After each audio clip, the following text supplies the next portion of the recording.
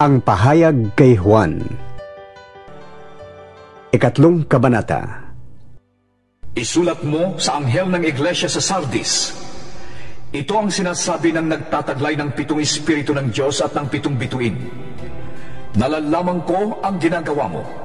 Ipinapalagay kang buhay, ngunit ang totoo, ikaw ay patay.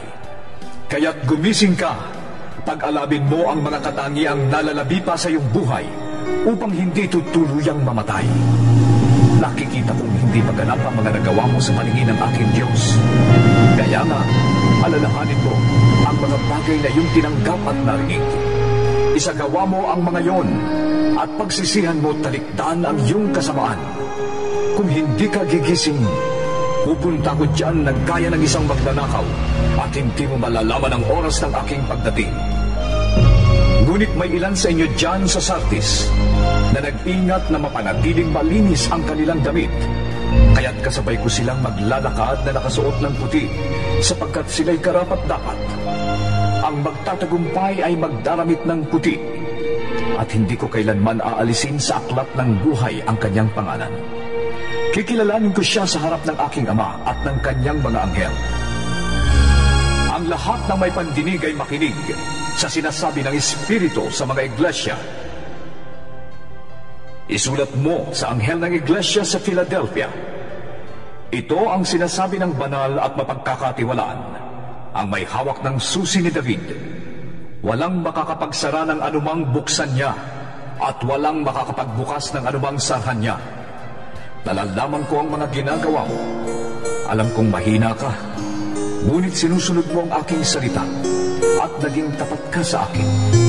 Kaya't binuksan ko para sa iyo ang isang pinto na hindi maisasara ng kahit sino. Tingnan mo, palalapitin ko sa iyo at paluluhurin ang mga kampon ni Satanas na nagpapanggap na mga Hudyo, ngunit hindi naman, at sa halip ay nagsisinungaling. Malalaman nilang minamahal kita, sapagkat nagtiyaga ka, gaya ng iniuutos ko sa iyo. Iingatan naman kita sa panahon ng pagsubok na darating sa lahat ng tao sa buong daigdig. Darating ako sa lalong madaling panahon. Ingatan mo ang mga tagubilin ko sa iyo upang hindi maagaw ni naman ang iyong gantimpala. Ang magtatagumpay ay gagawin kong isang haligi sa templo ng aking Diyos, at hindi na siya maaalis doon magpakailanman. Iuukit ko sa kanya ang pangalan ng aking Diyos at ang pangalan ng lungsod ng aking Diyos, ang bagong Jerusalem na bababa mula sa langit buhat sa aking Diyos. Iuukit ko rin sa kanya ang aking bagong pangalan. Ang lahat ng may pandinig ay makinig sa sinasabi ng Espiritu sa mga iglesia. Isulat mo sa anghel ng iglesia sa Laodicea. Ito ang sinasabi niya na ang pangalan ay Amen, ang matapat at tunay na saksi, at siyang pinagmulan ng lahat ng nilalang ng Diyos. Nalalaman ko ang mga ginawa mo. Alam kong hindi ka malamig o mainit.